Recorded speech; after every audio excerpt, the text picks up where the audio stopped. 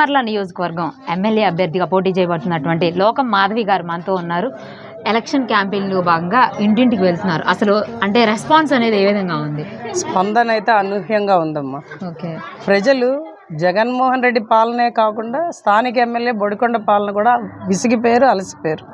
ఎక్కడ చూసినా మురికి నీరు, రోడ్లు లేవు, ఏవైనా అడగడానికి వెళ్ళినా కూడా కనిపించడు, వినిపించదు. ఓన్లీ డబ్బుల మూటలు మటుకే కనిపిస్తాయి.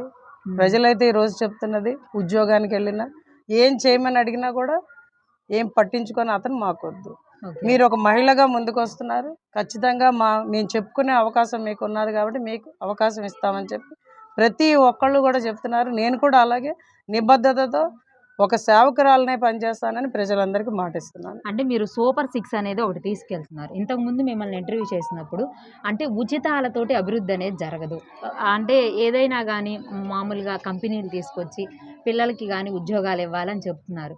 మరి ఈ సూపర్ 6 అనేది ఉచితాల కన్నా ఎక్కువలాగా కనిపిస్తుంది నాకైతే. మరి దీన్నే క్యాంపెయినింగ్లో తీసుకెళ్తే మీరు ఏం తెలియజేస్తున్నారు జనాలకి? నేను ఒకటి చెప్తానమ్మా, సంక్షేమం ఉండాలి, అభివృద్ధి ఉండాలి, రెండు కలిపిన ప్రభుత్వమే జనసేన, తెలుగుదేశం, బీజేపీ ప్రభుత్వం. నేను ఉచితాలు ఉండకూడదు అనలేదు. ఉచితాలు అర్హులైన పేద బడుగు బలహీన వర్గాలకు అందాలి, ముసలాళ్ళకి పెన్షన్ అందాలి. అది తీసేస్తే ఎలాగా? ఈ రోజు జగన్మోహన్ రెడ్డి 2000 నుంచి 3000 పెన్షన్ చేయడానికి 5 ఏళ్ళు పట్టింది. మేము ఖచ్చితంగా ఏం చెప్తున్నామంటే ఇప్పుడున్న ధరలను దృష్టిలో ఉంచుకొని ప్రతి 60 ఏళ్ళు నిండిన వాళ్ళకి, ఇంటికి ఒకళ్ళు కాదు, ప్రతి 60 ఏళ్ళు నిండిన వాళ్ళకి 4000 పెన్షన్ చేస్తున్నాం. ఎలా చేస్తున్నాం? ఖచ్చితంగా అభివృద్ధి అనేది ఉంటుంది, పరిశ్రమలు వస్తాయి, ఉద్యోగాలు వస్తాయి, ప్రభుత్వానికి ఆదాయం కల్పిస్తూ పథకాలని ప్రజల దృష్టికి తీసుకెళ్తున్నాం. అలాగే వితంతువులకి పెన్షన్ వచ్చేటట్టు చేస్తాం. ఒంటరి మహిళలకి ఈరోజు ఈ ప్రభుత్వం పెద్ద మొండి చేయి చూపించింది, ఖచ్చితంగా వాళ్ళకి పెన్షన్ వచ్చేటట్టు చేస్తాం, వాళ్ళని ఆదుకుంటాం. అలాగే వికలాంగులకి 6000 పెన్షన్ ఇస్తాం. సో పెన్షన్లు అనేవి ఖచ్చితంగా ఉండాలి. అలాగే చదువుకున్న ప్రతి విద్యార్థికి, పేద బడుగు బలహీన వర్గాల తల్లులందరికీ కూడా మనకు ఆసరగా నిలబడడానికి అమ్మఒడి ప్రతి బిడ్డకి ఇస్తాం, మాట తప్పం. ఎన్నికల ముందరేమో ప్రతి బిడ్డకి ఇస్తానని చెప్పి ఎన్నికల తర్వాత ఒక బిడ్డకి అలా తగ్గించుకుంటూ వెళ్ళిపోవడం ఉండదు.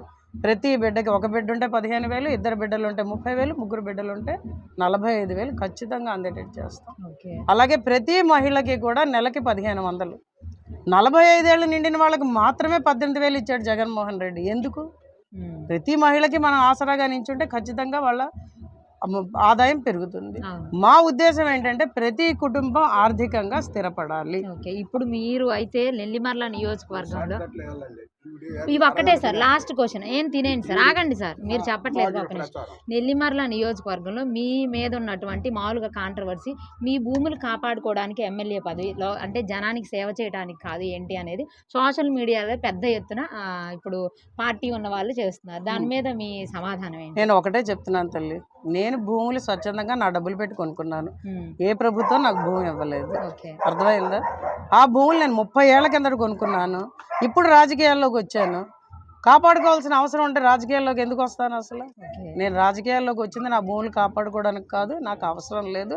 పరిశ్రమల కోసం నా భూములు ఇస్తానని ఈరోజు చెప్తున్నాను నేను.